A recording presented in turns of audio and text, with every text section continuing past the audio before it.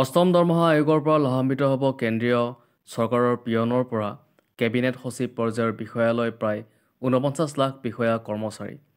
লাভান্বিত হ'ব প্ৰায় ৬৫ লাখ পেঞ্চন লাভ কৰা বিষয়া কৰ্মচাৰী। কেন্দ্ৰীয় কেবিনেটে দিয়া অনুমোদন মতে অষ্টম দৰমহা আয়োগ বলৱৎ হ'ব ২০২৬ 1 জানুৱাৰীৰ পৰা। উল্লেখযোগ্য যে সপ্তম দৰমহা আয়োগে পৰামৰ্শাৱলী প্ৰস্তুত কৰোঁতে সময় লৈছিল ১৮ মাহ। কিন্তু অষ্টম দৰমহা আয়োগে কিমান দিনৰ ভিতৰত কেন্দ্ৰীয় চৰকাৰক ৰিপৰ্ট দাখিল কৰিব সেই বিষয়ত বান্ধি নাই কোনো সময়সীমা। লগতে বিগত দৰমহা আয়োগৰ পৰামৰ্শাৱলী বলৱৎ হৈছিল ১ এপ্ৰিলৰ পৰা।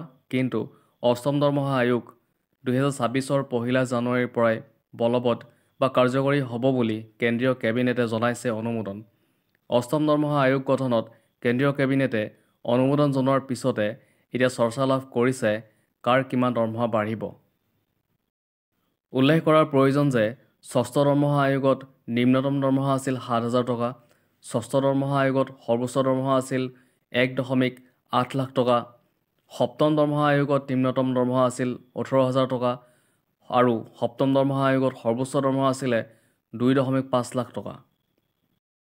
এতিয়া গঠন হ'বলগীয়া অষ্টম দৰমহা আয়োগে কেন্দ্ৰীয় চৰকাৰৰ কৰ্মচাৰীৰ ক্ষেত্ৰত নিম্নতম আৰু সৰ্বোচ্চ কিমান টকা আদায় দিয়াৰ পৰামৰ্শ দিয়ে তাক এতিয়াই কৈ দিব নোৱাৰি।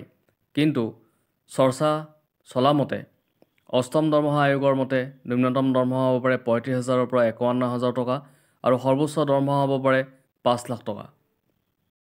ইপিনে অষ্টম দৰমহা আয়োগে দিবলগীয়া ফিটমেণ্ট ফেক্টৰক লৈ এতিয়া চলিছে সৰ্বাধিক চৰ্চা।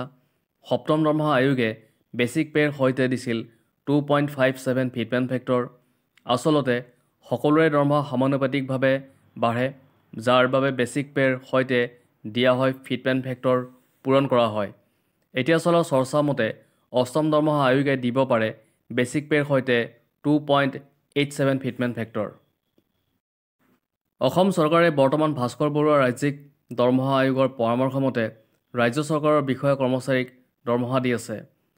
ৰাজ্য চৰকাৰৰ বিষয়া কৰ্মচাৰীয়ে পাই আছে কেন্দ্ৰীয় চৰকাৰৰ দৰমহাৰ সম পৰ্যায়ত।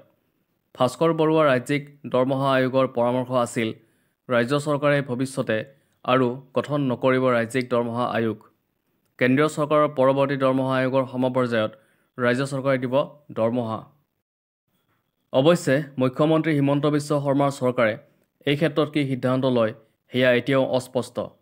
ৰাজ্যৰ বিষয়া কৰ্মচাৰীৰ আশা অসম চৰকাৰেও গ্ৰহণ কৰিব কেন্দ্ৰীয় চৰকাৰৰ অষ্টম দৰমহা আয়োগৰ পৰামৰ্শ আৰু সেয়া হ'লে অসম চৰকাৰৰ কৰ্মচাৰীসকলৰ দৰমহা বহু পৰিমাণে বৃদ্ধি হ'ব।